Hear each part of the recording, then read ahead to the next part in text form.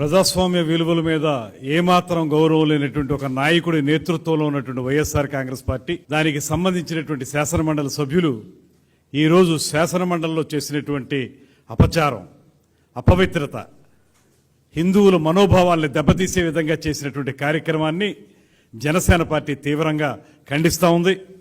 ముఖ్యంగా కలియుగ ప్రత్యక్ష దైవంగా మనం కొలుచుకునేటువంటి వెంకటేశ్వర స్వామి యొక్క చిత్రపటాన్ని పట్టుకుని కాళ్ళకి చెప్పులు వేసుకుని ఆ చిత్రపటాన్ని ఒక ప్లకార్డ్లా వాడుతూ సభలోకి తీసుకురావడం అనేదే చాలా పెద్ద అపచారం. అంటే దీనికి వైఎస్ జగన్మోహన్ రెడ్డి గారి యొక్క డైరెక్షన్తో నడిచారనేటువంటిది స్పష్టంగా కనపడతా ఉంది.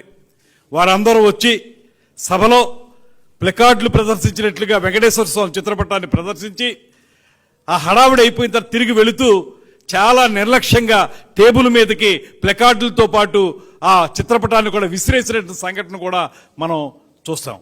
అటువంటి దుర్మార్గకరమైనటువంటి విధానాన్ని తీవ్రంగా ఖండిస్తున్నాం. ఇవాళ ఈ రాష్ట్రంలో ప్రజాస్వామ్యం అంటే విలువ లేదు మీకు. దాంతోపాటు భగవంతుని పట్ల అపచారాలు చేయడం నిత్యకృత్యం అయిపోయింది మీకు. దాంతోపాటు ఇవాళ ఏ రకంగా సమర్థించుకోవడానికి మీరు ఈ రకమైన కార్యక్రమాలు చేస్తా ఉన్నారు. 100% ఇది జగన్మోహన్ రెడ్డి గారి పర్యవేక్షణలో డైరెక్ట్గా ఆయన చెప్పిన విధంగానే జరిగింది కనుక నేను డిమాండ్ చేస్తున్నాను జనసేన పార్టీ తరఫున, ఈ రాష్ట్ర ప్రజలకి హిందువుల మనోభావాలను దెబ్బతీసినందుకు హిందూ జాతికి జగన్మోహన్ రెడ్డి గారు క్షమాపణలు చెప్పాలనేటువంటి మాటని మేము స్పష్టంగా చెప్తా ఉన్నాం. ఇది ఆషామాషిగా తీసుకునే వ్యవహారం కాదు. ప్రతిసారి మీకు పరమత సహనం ఉన్నటువంటి ఈ దేశంలో పరమత సహనాన్ని పాటించేటువంటి వ్యక్తుల మీద ఈ రకమైనటువంటి కార్యక్రమాలను చేపట్టడం, మీకు పరమత సహనం లేదనేటువంటి మాట స్పష్టంగా అర్థమవుతా ఉంది.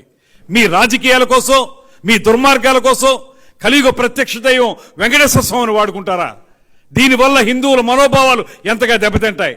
ప్లకార్డులు పట్టుకురావడమే తప్పు అనేటువంటి సాంప్రదాయం ఉన్నటువంటి ఈ శాసనసభలో కానీ శాసన మండలిలో కానీ సాక్షాత్తు వెంకటేశ్వర స్వామి చిత్రపటాన్ని తీసుకొచ్చి నిర్లక్ష్యంగా విసిరేసి బూట్లతో వచ్చి అపచారం చేసినటువంటి మీ దుర్మార్గాన్ని మాత్రం ఇవాళ రాష్ట్ర ప్రజలందరూ గమనిస్తూ ఉన్నారు.